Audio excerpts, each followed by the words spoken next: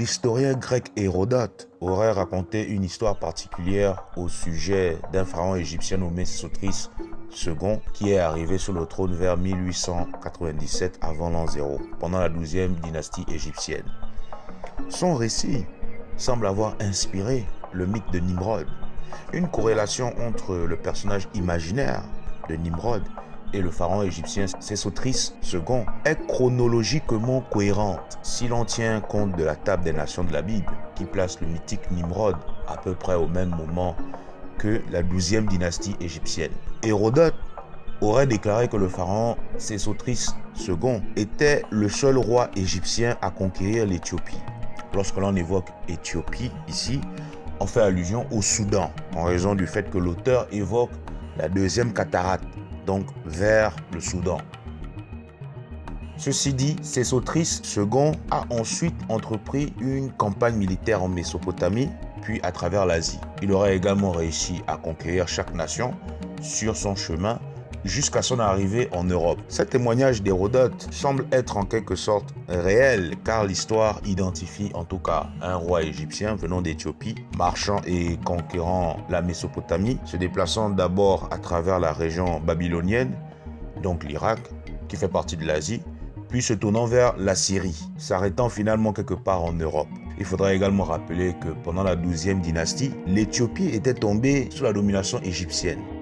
Tous ces éléments partant sur le récit du pharaon Sésostris II correspondent précisément au mythe conté dans la Bible de Nimrod, puisque dans les deux récits, un fils d'Égypte qui contrôlait l'Éthiopie est entré en Mésopotamie et a conquis Babylone et la Syrie.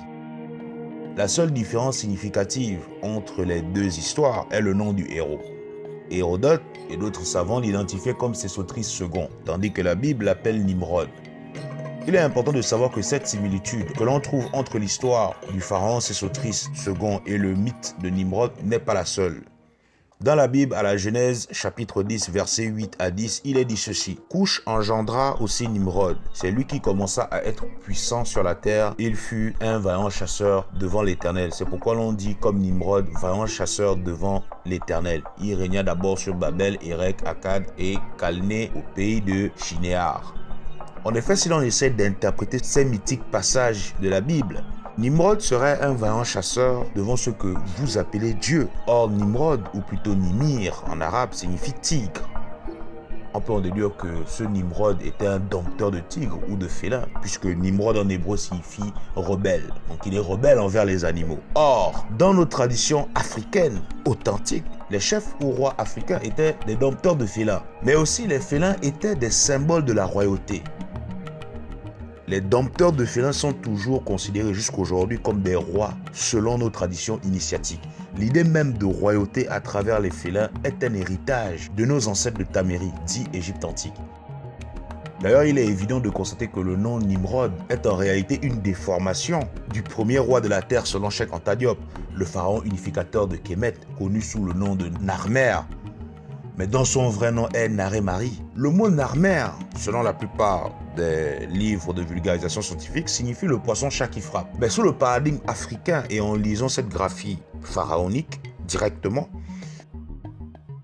le poisson-chat ou le silure se dit Ngo dans plusieurs de nos langues négro-africaines. Cependant, et en usant d'homonymie, le terme africain Ngo, qui signifie poisson-chat, a son homonyme africain également nommé Ngo, et qui veut dire cette fois-ci panthère ou léopard. Ces animaux qui sont des félins sont consacrés à la royauté dans nos traditions initiatiques en Afrique subsaharienne, notamment au Congo.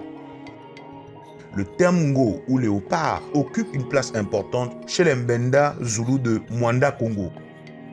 Rien que sur la base de cette graphie égyptienne, tout en usant de l'homonymie et de nos langues négro-africaines, on peut facilement comprendre pourquoi, dans la Bible, Nimrod est considéré comme étant un grand chasseur, puisque ce personnage fictif qui n'a jamais existé a été inventé sur la base du pharaon Narmer, qui lui est le dompteur de léopards, donc un grand chasseur.